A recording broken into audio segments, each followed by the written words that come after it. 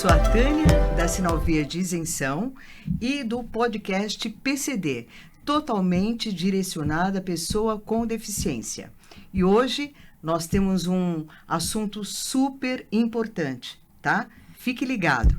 Se você ainda não se inscreveu no meu canal, aproveita, faz agora e não esqueça de acionar o sininho, porque sempre terá informações super importantes para a pessoa com deficiência, tá? Hoje o nosso convidado é um convidado especial.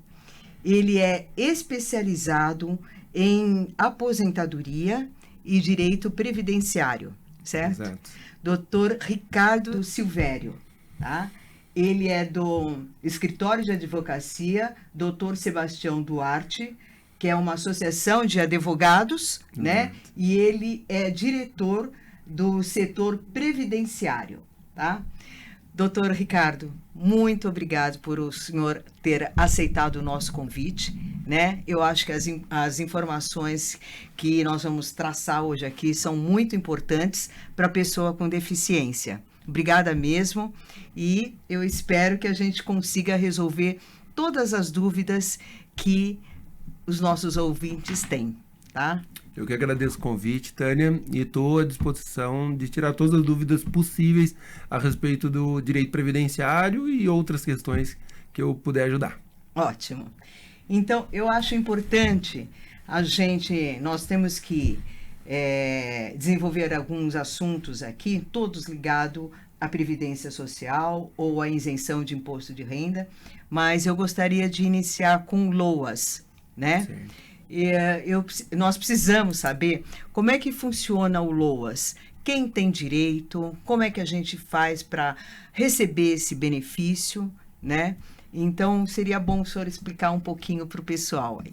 Com certeza.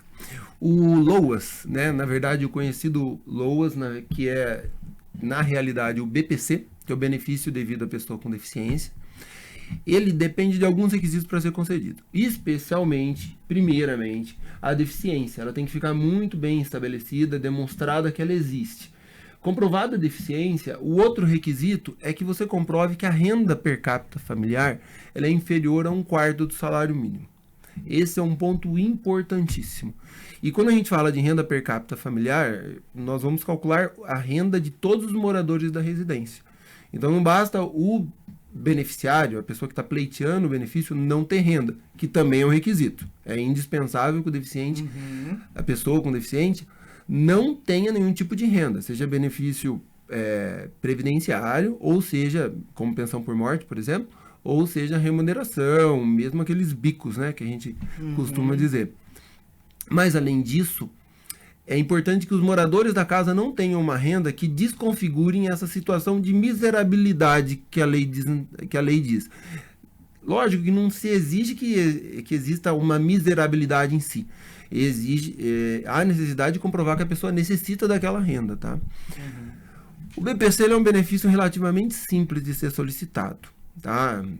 Até um ponto, voltando à renda, não há nenhum prejuízo na concessão do benefício da pessoa receber o Bolsa Família, tá? O Bolsa Família não impede a concessão do LOAS. Tá? Podem ter os dois benefícios? Pode. A família pode receber o Bolsa Família e o LOAS, tá?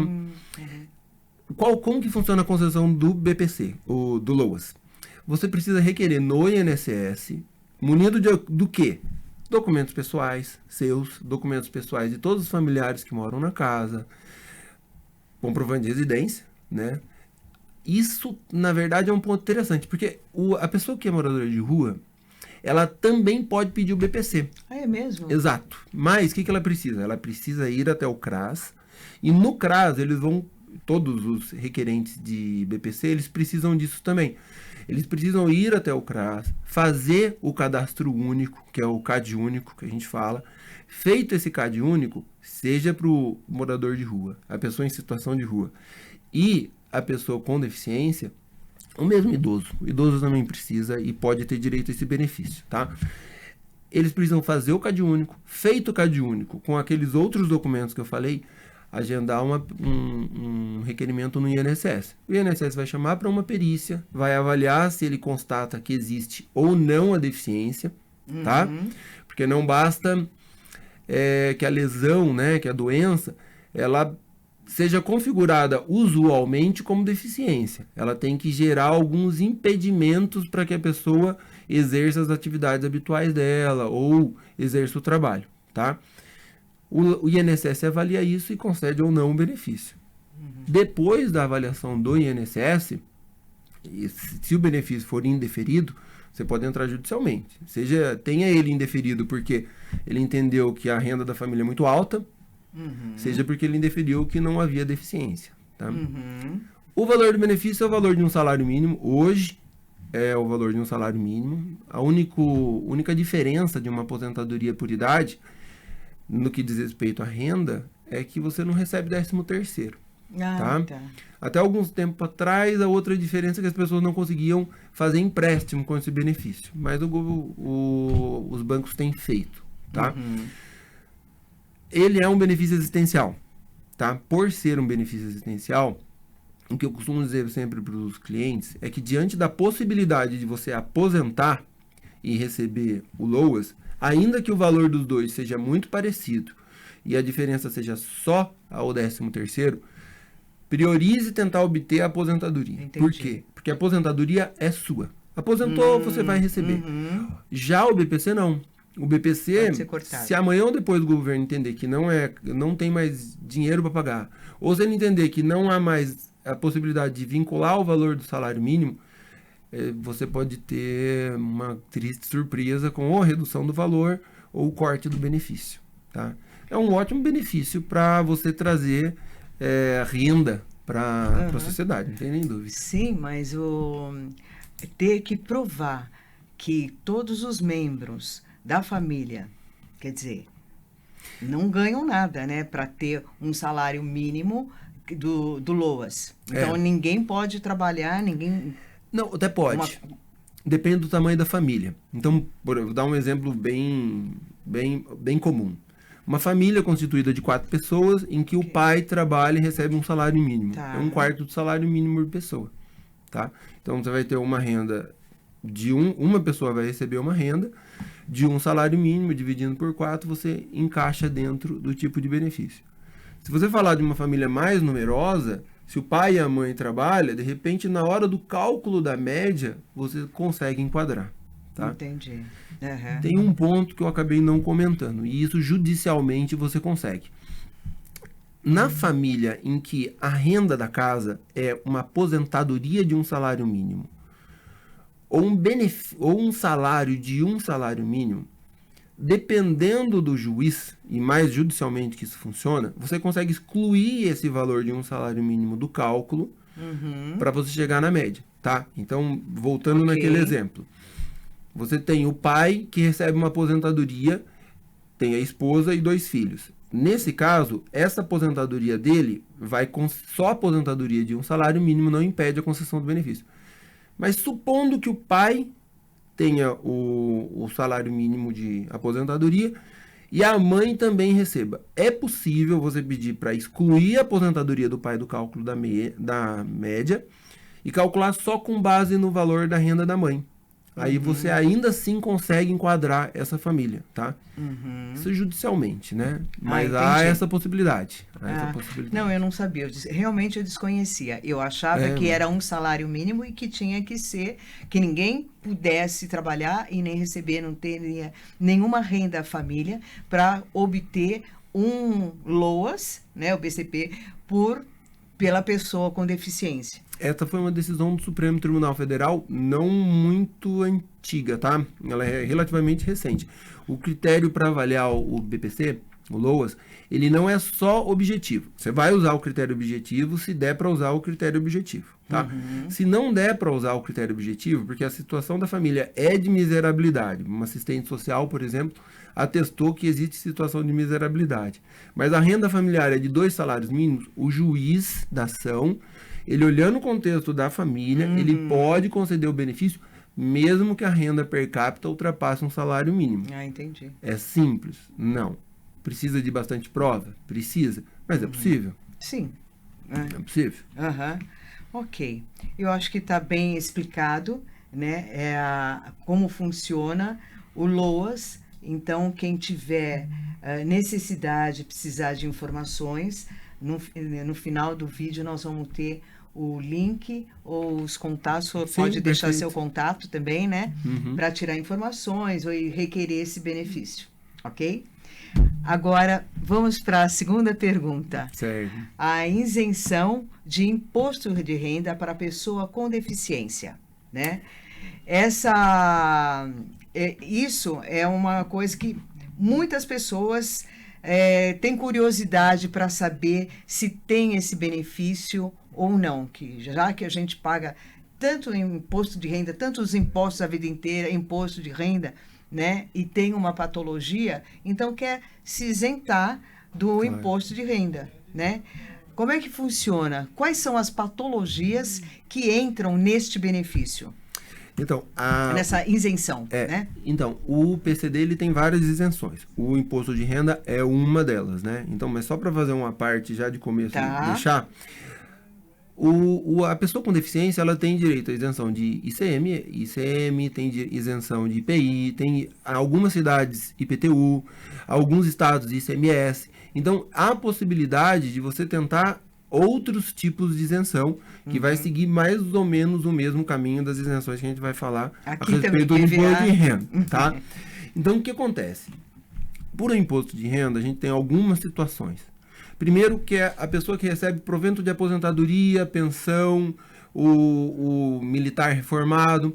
Essas pessoas, elas podem pedir a isenção com base na deficiência, mas, nesse caso, a legislação ela estabelece algumas doenças específicas, tá? Quais são elas? Vamos lá. Moléstia profissional, sofreu algum acidente de trabalho, tem algum LER, por exemplo, isso pode gerar isenção. Tuberculose ativa, alienação mental, esclerose múltipla, neoplasia maligna, paralisia irreversível, cardiopatia grave, Parkinson, síndrome da imunodeficiência adquirida, cegueira, entre outras. Mas eu deixei a cegueira por último, porque a cegueira tem um ponto interessante. No ano 2021, saiu uma lei federal estabelecendo que a visão monocular é reconhecida como deficiência, tá? O que o judiciário tem entendido? Que a cegueira que a lei menciona, essa lei é de 88, não é só a cegueira de ambos os olhos. A cegueira de um olho, ela já é suficiente para gerar direito ao benefício, à isenção, né? Então, se você tiver cegueira de um olho e o outro, se for possível, você provavelmente vai pedir na Receita Federal, a Receita Federal ou INSS vão negar. Sim. Mas judicialmente é super tranquilo. Até para o IPI. Exato. A gente não está conseguindo. Né? O monocular não tem, a gente não consegue se não for por uma via judicial. Exatamente. Você entra na via administrativa normal, pedindo a isenção de IPI para compra de carro, né? 0, e é negado. Mas é o problema, é o que eu falo do requerimento administrativo. Eles vão pegar a ordem da lei, o entendimento que eles quiserem, porque a lei não é clara. Ela diz cegueira. E o judiciário entende que se a lei não estabeleceu que é cegueira de ambos os olhos, cegueira monocular é possível a concessão do benefício, tá? Judicialmente, infelizmente, hoje só judicialmente. Então, um ponto que essa decisão, como elas são recentes, com a evolução das decisões, essa deficiência da visão monocular, ela serve para isenção, como serve para reconhecimento de deficiência para aposentadoria, como serve de reconhecimento de deficiência para BPC, para LOAS. Então, para todos os casos, a gente vai chegar ao momento que o STF ou o STJ, eles vão ter que se manifestar a respeito disso. E esperamos nós que eles reconheçam que a visão monocular gera direito a todos os benefícios. E com isso a gente acaba com esse problema do administrativo não conceder. Só que você precisa construir essa decisão jurisprudencialmente, que a gente fala, e daí quando você construir, aí se aplica no administrativo, porque eles empacam, né? O administrativo empaca a concessão o máximo que eles podem, tá? Eu entendi. Bom. O câncer entra? Entra, né? Isenção imposto de renda? Sim, é a neoplasia maligna mesmo, né? Então você consegue. Neoplasia maligna. Aí o câncer entra. Todos os tipos de câncer? A lei não estabelece qual tipo. Então qualquer tipo de câncer é possível pleitear o benefício.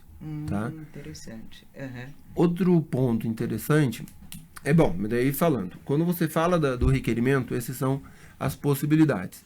Quando você fala de isenção de imposto de renda no benefício previdenciário, nada impede de você entrar, tendo uma deficiência que escape dessas, você pedir um reconhecimento para que administrativamente você vai ter negado, tá? Seja para Receita Federal, se for salário, ou seja a aposentadoria, que daí você vai requerer para o INSS. Administrativamente você vai ter negativas se você não tiver enquadrada nessas deficiências. Judicialmente, a gente pode brigar para que a lei amplie, que o judiciário, ele na verdade faça uma leitura ampliativa da lei e gere uma conexão entre deficiência e concessão de isenção, tá? Mas daí judicialmente, né? Mas o caminho primeiro é, se você recebe benefício previdenciário, seja ele aposentadoria, seja pensão por morte, apresentar o requerimento diretamente no INSS, aí tem que estar munido de laudo pericial, estabelecendo desde quando essa deficiência surgiu, que é um ponto importantíssimo, porque o INSS, ainda que a doença seja do neurodesenvolvimento, nasceu com a ausência de um membro. Okay. Nasceu sem um membro.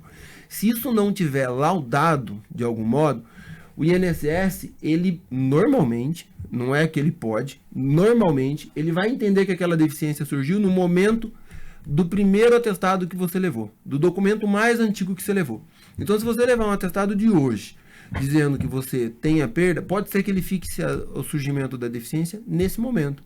Se ele fixar nesse momento, na hora que você pede o benefício, ele vai ser concedido, mas você perde a possibilidade administrativa, é difícil, mas de requerer os últimos 5 anos de imposto de renda recolhidos. Tá? Então é importante você ter o laudo. Então, esse laudo será feito no INSS, uma perícia? A perícia, ela é feita no INSS, mas o laudo que você vai levar para ela tem que ser feito em algum órgão de serviço público que possa emitir laudo, tá? Então, normalmente, alguma clínica que tenha autorização para emitir essa documentação na região onde você mora, né? Então, ainda não existe isenção de imposto de renda, por exemplo, para o pai que tem um dependente, né, que tenha problemas. Eu tenho, sim, né, e claro, tenho muitos colegas e amigos que têm o mesmo problema. Ou seja, o filho é dependente no imposto de renda, mas a gente não tem essa isenção. Não existe essa lei ainda. Não, a lei não existe, tá? Existe um projeto de lei nesse sentido, tá? De tutores. É um projeto que já foi aprovado pela Câmara, mas ele ainda não está em vigor, tá? Então, existe um projeto. Porém, existe algum entendimento jurisprudencial, não muitos, que fazem essa leitura ampliativa e concedem isenção. Não é muito simples, você tem que dar sorte de cair no juiz certo, mas existe a possibilidade. Mas hoje não existe uma lei criando. Ainda não tem esse direito. Não tem.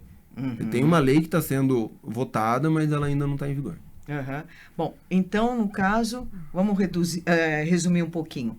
A isenção do imposto de renda, né, para a pessoa com deficiência, tem que estar enquadrada nessas patologias. Uma dessas patologias. Né?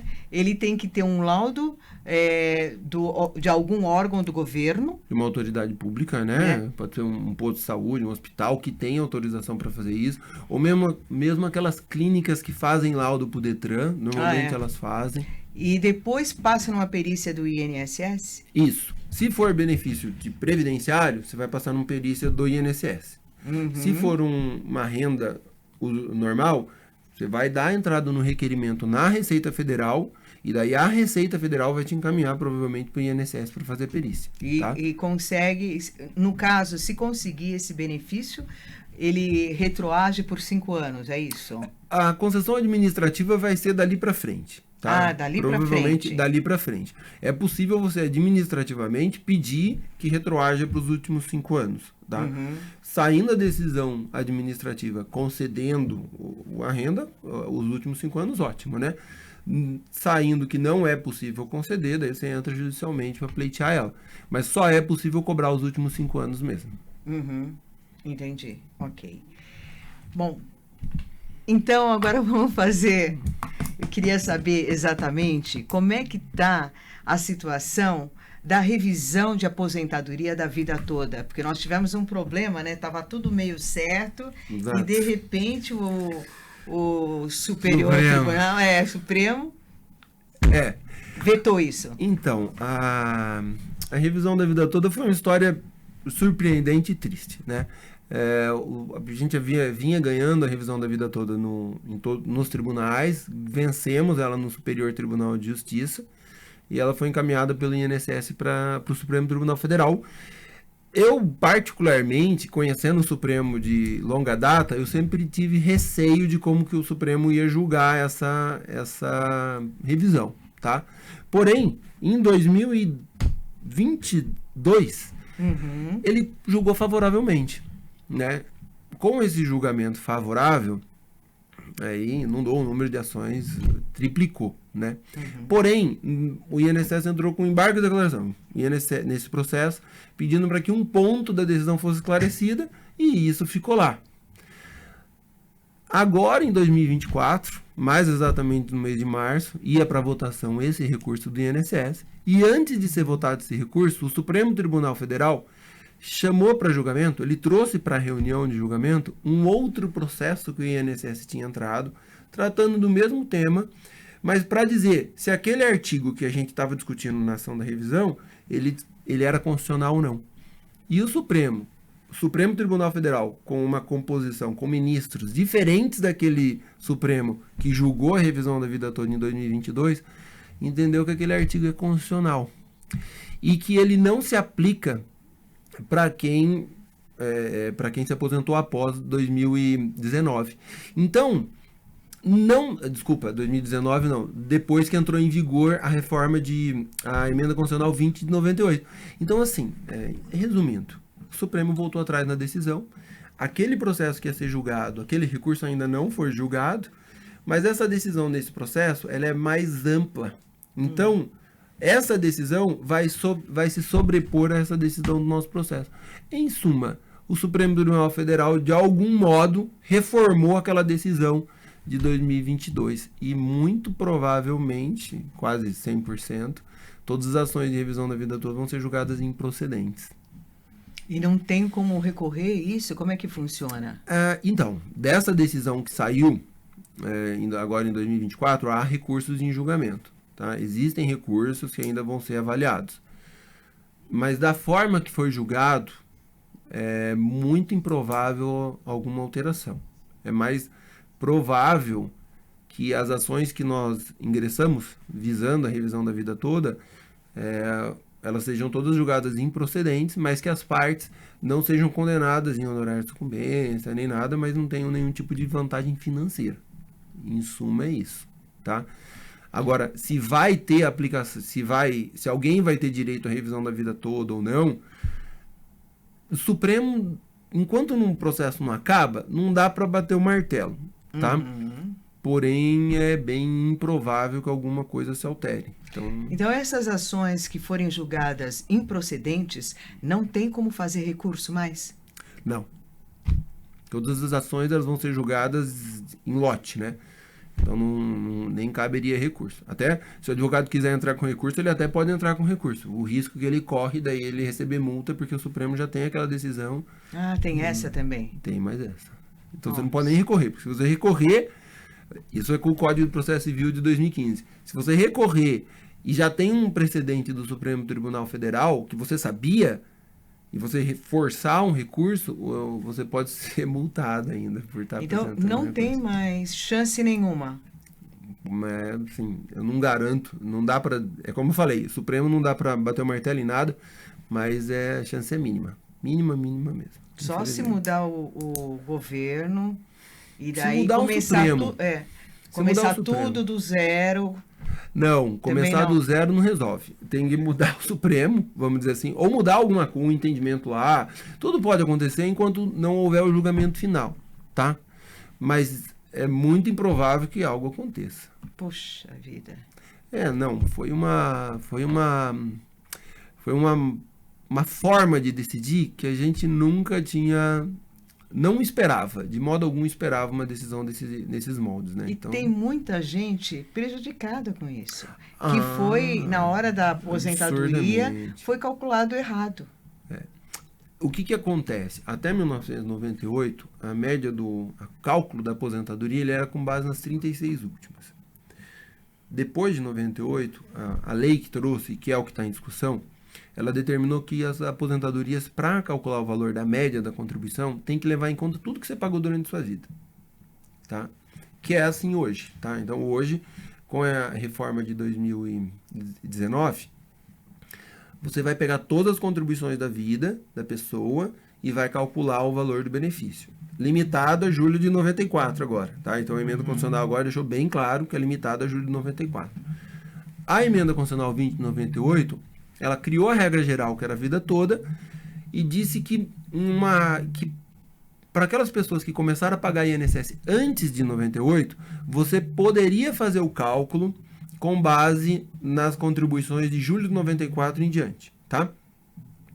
Então você não levaria em conta as contribuições anteriores. Isso era uma facilidade para o INSS, porque antes de julho de 94 não era real.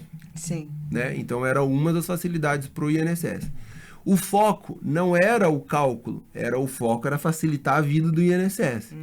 Só que daí surgiu a tese da revisão da vida toda. Não é uma tese recente, tá? É uma tese bem antiga. Acho que a minha ação mais antiga da revisão da vida toda é de 2011. Poxa. Tá? Então, assim, eu não botava muita fé nela, mas eu fazia ela, né?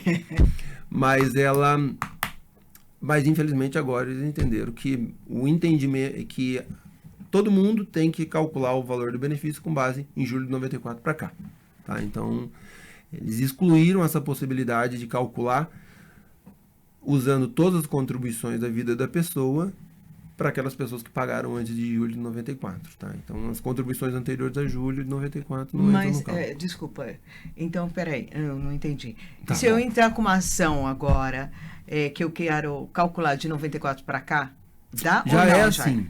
Já é assim. O cálculo de julho de 94 para cá é o cálculo Não, mas que se quem se utiliza. aposentou lá atrás? Então, Em 1990, vamos supor. Aí não. Aí é a regra das 36 últimas contribuições. Quem aposentou em 90. Só que quem aposentou em 90 também não pode mais entrar com pedido de revisão, porque você tem o prazo máximo de 10 anos, que é outra coisa que o Supremo Tribunal Federal trouxe há alguns anos atrás. Já faz acho que em 2000 e...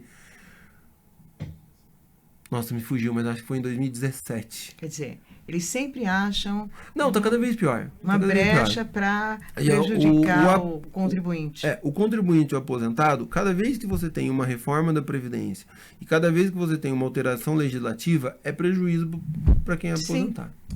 Só por alguma alteração legislativa meio equivocada que às vezes a pessoa é beneficiada. Então, assim, eu tenho o caso de a reforma da Previdência de 2019, ela foi extremamente prejudicial. Independente do motivo que você entenda que ela é válida ou não, ela foi prejudicial financeiramente para quem estava trabalhando e ia se aposentar, tá? Mas eu tenho casos de pessoas que iriam receber um salário mínimo e por causa dessa revisão conseguiu receber R$3.000. Entendeu? Foi um porém. Não foi a regra, né? Mas essa teve a sorte, providência divina dela ser um porém nesse mar de pessoas que foram prejudicadas, né? E como é que funciona a aposentadoria para PCD? Então, você tem dois tipos de aposentadoria por PCD, tá? Dá para ser aposentadoria por idade ou aposentadoria por tempo de contribuição. Elas não foram afetadas pela reforma de 2019. Isso que é uma vantagem absurda, tá? Porque com base nisso, você consegue aumentar o valor do benefício, tá? Mas quem tem direito? O homem ou a mulher na aposentadoria por idade tem direito o homem com 60 anos de idade e a mulher com 50, ao completar 55 anos de idade e que comprovem 15 anos de trabalho na condição de pessoa com deficiência. Esse ponto é importantíssimo. Os 15 anos de contribuição, os 15 anos de vínculo... 15 anos, os últimos 15 anos? Pode ser, normalmente, os últimos 15 anos. Mas a pessoa tem que estar na condição de pessoa com deficiência. É por isso que eu falo que é da importância de você fixar a data do início da deficiência. Então, por exemplo, nós estamos em 2024. Se a pessoa comprovar que a deficiência dela surgiu em 2009, a gente vai ter 15 anos de contribuição no mínimo, né? Se ela trabalhou nesse período todo e ficou comprovado que é pessoa com deficiência, ela vai ter o benefício concedido por idade, desde que cumpra a idade, tá? Então, melhorar. Normalmente é 5 anos a menos, não é? De idade. Sim. De idade. Na aposentadoria, da aposentadoria normal. Isso. Só que ela tem que estar trabalhando na condição de pessoa com deficiência. Certo. Então não basta ela ter trabalhado lá de 1990 a 2005, certo? Sem deficiência. Aí surgiu a deficiência em 2010 e hoje ela pediu aposentadoria, porque ela não tem nenhum ano na condição de pessoa com deficiência. Então ela tem que estar trabalhando na condição de pessoa com deficiência. Um meio de comprovar isso é aqueles contratos em que ela é contratada para a vaga de deficiente. Isso é ótimo, porque daí você resolve a necessidade de comprovação, tá? Mas esse é um ponto da aposentadoria por idade. O requerimento ele é simples e vai ser o mesmo, a forma de requerer é simples, é o mesmo da aposentadoria por tempo. Laudo e documentos que comprovem o vínculo empregatício, tá? Mas precisa ter o laudo. Ela sai rápido ou não? Não, no INSS nada sai rápido ultimamente, né? Mas vai ter que passar por uma perícia. Então ela costuma ser um pouco mais demorada do que a aposentadoria normal, tá? Aposentadoria, né, em outras condições. Essas perícias também às vezes demoram, né? A perícia em si não demora muito para ser realizada. E o laudo também não costuma demorar muito para sair, tá? Mas, assim, quando a gente fala, advogado, previdenciarista, fala de não demora muito, é de 30 a 60 dias. Ah, não, isso é tranquilo. Então, é esse parâmetro. Depois da análise final, aí ela pode demorar um pouquinho mais. Então, em regra, de 1 mês a, no máximo, 4 ou 5 meses na primeira avaliação, tá? Pode demorar mais? Tem casos que demora mais. Tem casos que são bem rápidos, tá? Bom, mas fora isso tem a aposentadoria por tempo de contribuição. Certo. Aí a aposentadoria por tempo de contribuição, você tem 3 modalidades. Não exige idade, tá? Mas, a depender do grau da deficiência, é a quantidade de anos que você tem que estar trabalhando, tá? Então, assim, se você tiver deficiência grave, você precisa trabalhar de 25, o homem 25 anos e a mulher 20 anos. Na condição de deficiente, tá? Depois eu faço um parágrafo para explicar uma situação. A pessoa que tem uma deficiência moderada, 29 anos o homem e 24 anos a mulher. E na deficiência leve, 33 anos o homem e 28 anos a mulher. É um tempo mais reduzido. O valor do benefício vai ser calculado de uma forma melhor do que é calculado das aposentadorias após a reforma da Previdência. Mas um ponto é importante. Quando eu falo desse tempo reduzido, é o tempo com deficiência, tá? Mas isso não impede que você tenha, naquela mesma situação que a gente falou, a pessoa começou a ter deficiência em 2010. Surgiu a deficiência em 2010, até 2024 você tem 14 anos. Não vai dar os 30, 25 anos de modo algum. Porém, aqueles anos que você trabalhou antes, eles vão ser convertidos em tempo de deficiente, então eles vão ter uma ligeira redução do tempo, para que ele seja somado a esse tempo de deficiente, tá? E daí tem um cálculo de valor melhor de benefício. Além de você poder aposentar sem idade. Por quê? Quem aposenta hoje, na maior parte dos casos, tem que ter uma idade mínima para poder se aposentar. Já o deficiente não. Então hoje, se eu tiver uma pessoa com 35 anos de contribuição, somando o tempo de atividade comum e o tempo de atividade com deficiência, ela não pode se aposentar com a aposentadoria comum. Mas, a depender de quando surgiu a deficiência dela, eu convertendo o tempo comum em tempo como deficiência, eu posso chegar nos 33 ou 29, se eu for falar de homem, anos de deficiência, e conseguir a aposentadoria do deficiente, mesmo que ela não tenha idade.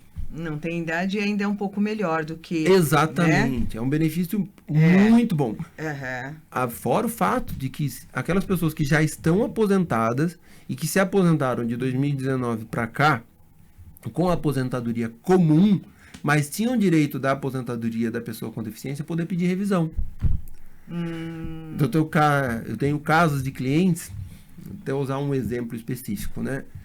Ele tinha 40 anos de contribuição e pediu aposentadoria sozinho, concedeu o benefício, acho que em 2020, um benefício de R$ 2.500.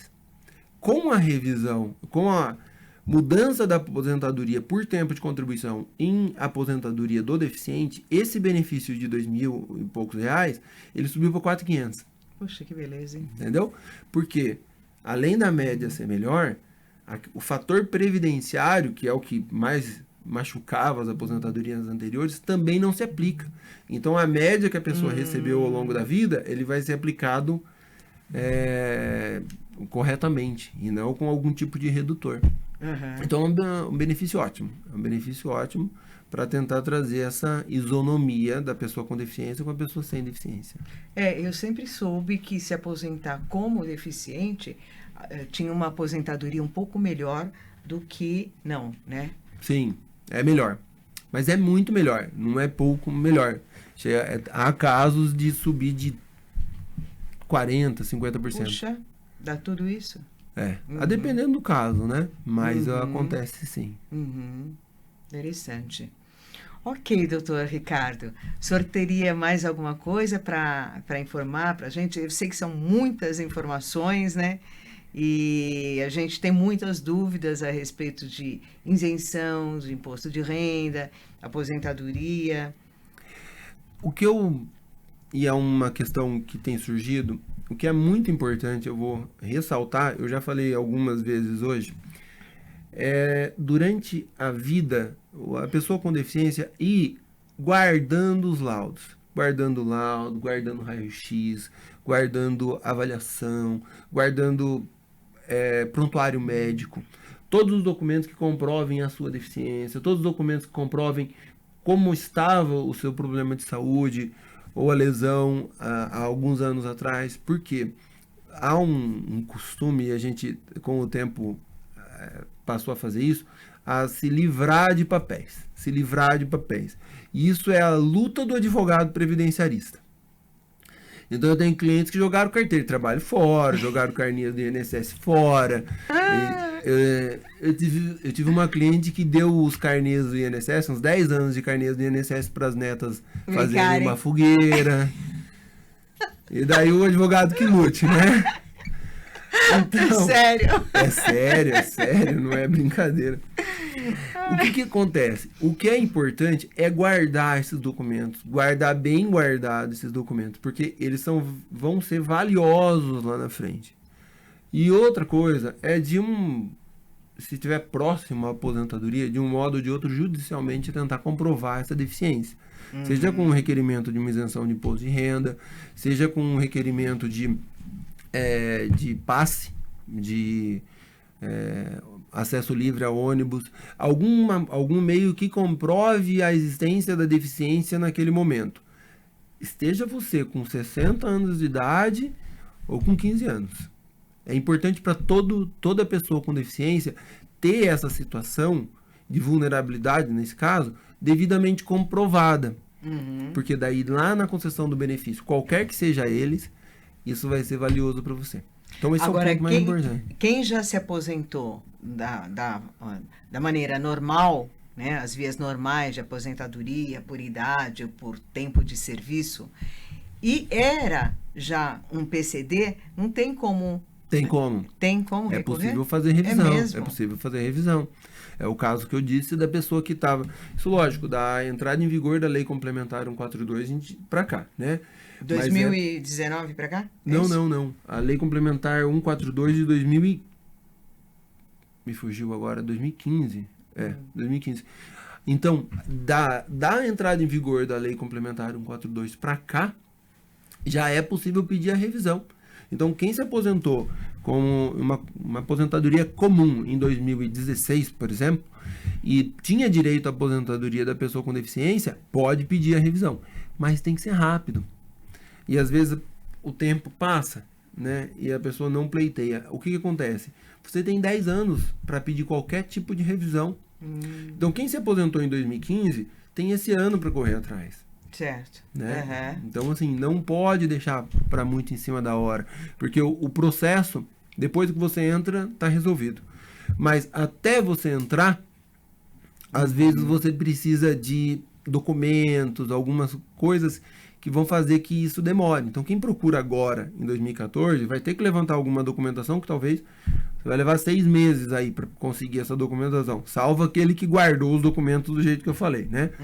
Mas quem não tem, vai pedir um prontuário médico ou num hospital que mudou o banco de dados deles, às vezes leva 6, 5 meses. Tá, mas para se aposentar como PCD, é a mesma patologia da isenção de imposto de renda Qualquer ou não? patologia, não tem. Não, aí para aposentadoria,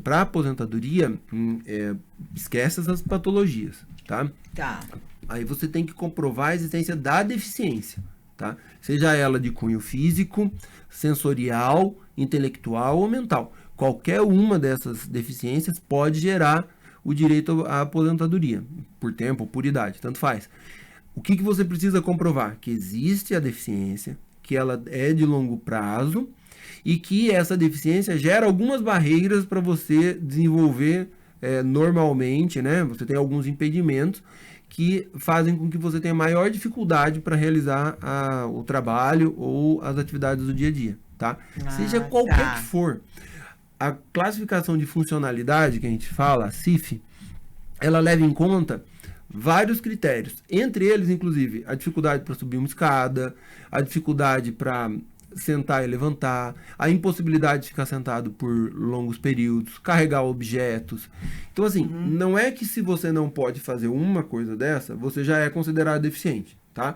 Mas o conjunto de limitações, ela dá a entender que a sua deficiência é leve, moderada ou grave. Então, quanto mais limitações, quanto mais obstáculos que você tem no seu dia a dia, maior o grau da sua deficiência. Tá? E é uma classificação meio matemática. Eles vão pegar o critério médico e social. Isso? Como é que a gente vai atrás disso? Por exemplo, o indivíduo tem o laudo do médico dele, às vezes um cliente meu, né, que é PCD para adquirir carro com isenção. Ele tem o laudo do Detran, tá? O que mais precisa para pedir que seja revista essa aposentadoria como pessoa com deficiência? Gente, é importante isso. Principalmente o laudo do Detran, se é uma lesão que surgiu decorrência de um acidente, o boletim de ocorrência ou o prontuário médico. Se é uma deficiência que ela surgiu, que é do neurodesenvolvimento, que a pessoa nasceu com ela, avaliação médica, prontuário médico, relatório do médico que acompanha ela há alguns anos, tá? Então, todos os documentos que ela tem, inclusive receitas médicas comprovando que ela toma um medicamento relacionado àquela enfermidade, àquela deficiência, e aquele isso ajuda. Que já jogou tudo fora. Então, esse que é a minha luta, né? Quem jogou tudo fora, normalmente ele vai ter algum documento em algum órgão público. Vai ter um prontuário médico, o posto de saúde onde ele é tratado, alguma certidão onde, por exemplo, quem nasceu com a deficiência é uma deficiência visual, né? Normalmente na certidão de nascimento, usualmente, né? Vem na certidão de nascimento constando. Agora, né? Agora. Antigamente não. Não, Mas, quando vem essas informações de algum documento público, isso já ajuda, tá? Isso não quer dizer que o INSS vai olhar essa informação do documento público e vai conceder o benefício, tá? Certo. Mas a avaliação é um pouquinho mais criteriosa do que seria para um auxílio-doença nesse sentido.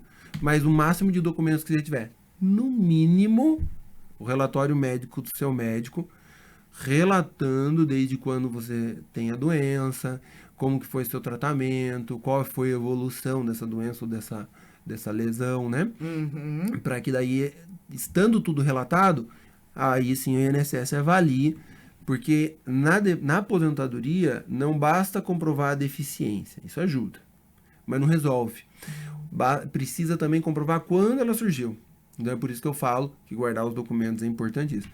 Só que eu só consigo falar para quem está ouvindo agora, né? Há 10, 15 anos atrás, normalmente os documentos...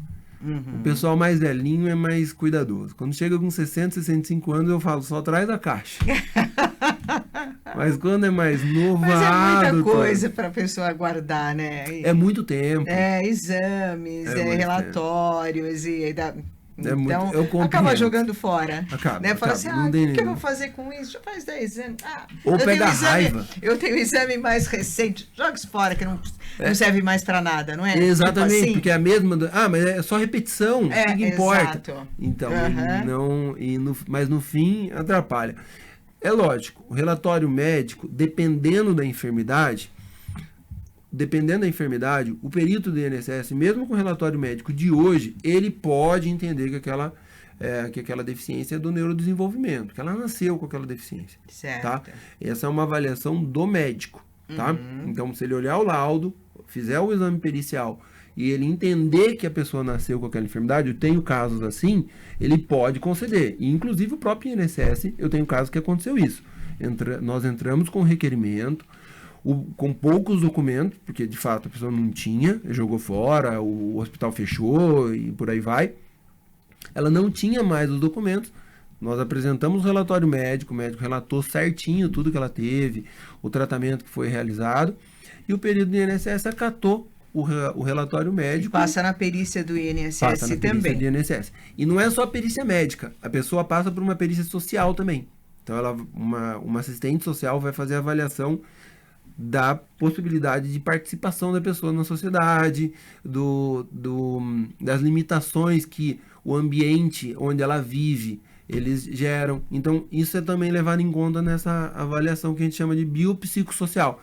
Hoje não é só avaliar se a pessoa tem deficiência com base nos problemas clínicos dela. Você vai avaliar também as condições pessoais dela, as condições sociais dela, mais coisas que geram o direito ou não à concessão do benefício. O que tem que excluir, às vezes, do caráter de deficiência é aquelas lesões estéticas, tá? Então, por exemplo, tem alguma deficiência que ela não te impede de fazer nada, mas ela te gera a estética. Existe sim um problema de saúde, ele é estético, tá? Ainda que com genético. Ele não é considerado deficiência, tá? Porém, para fins de benefício previdenciário, um auxílio-doença, uma aposentadoria, o juiz, ao avaliar o caso, mesmo essas doenças de cunho estético, ele pode entender que elas geram direito ao benefício. Tá? Por que eu estou falando isso? Porque eu tenho um caso específico de uma cliente que ela queria um benefício do deficiente e de fato não dava porque era só de caráter estético. E nós entramos com um pedido de aposentadoria por invalidez. Desculpa, eu não estou entendendo. O que é caráter estético? Então, o exemplo.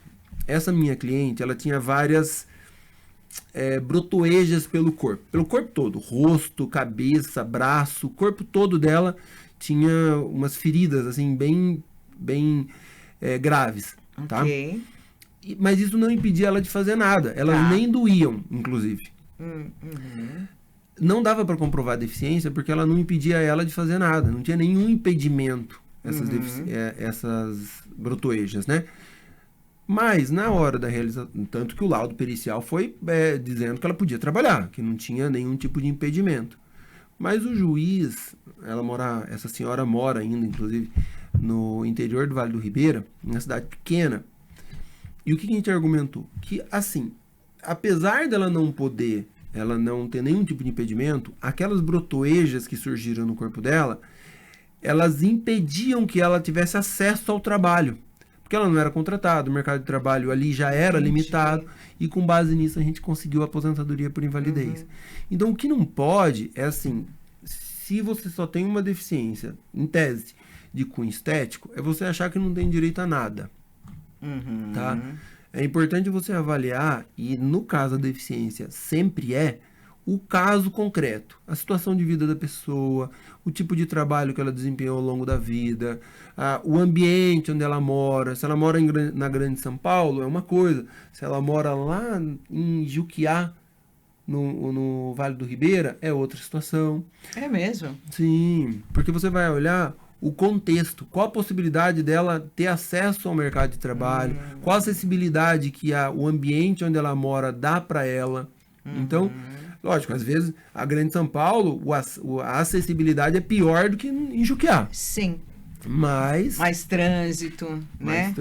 Cansa para ir trabalhar. Às vezes tem gente... Vias públicas mais complicadas para que você acesse com uma cadeira de roda, por exemplo. Sim, entendeu?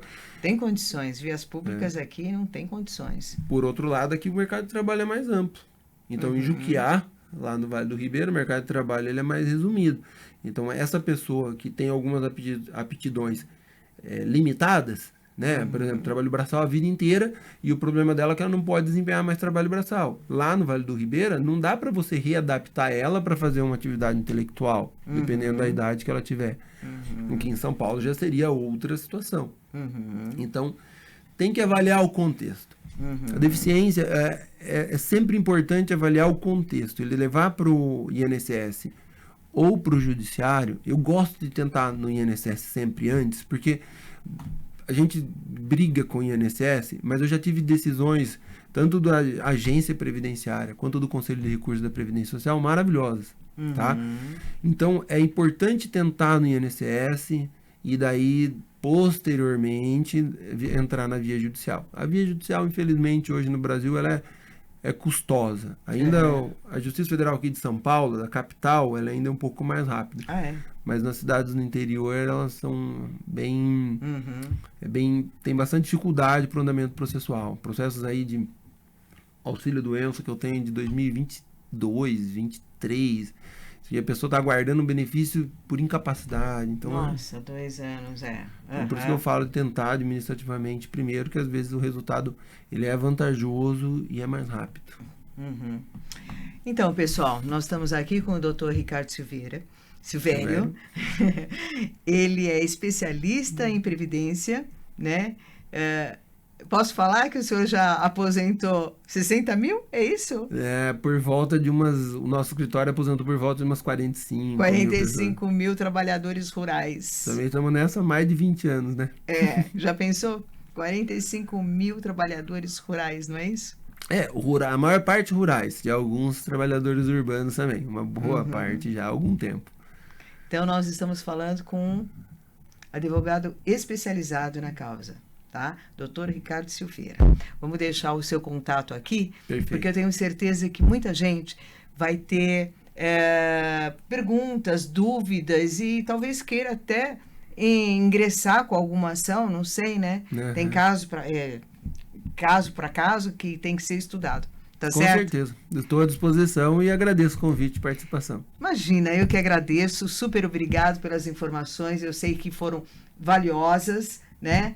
E o podcast PCD está sempre trazendo informações importantes para vocês. Então, fique ligado.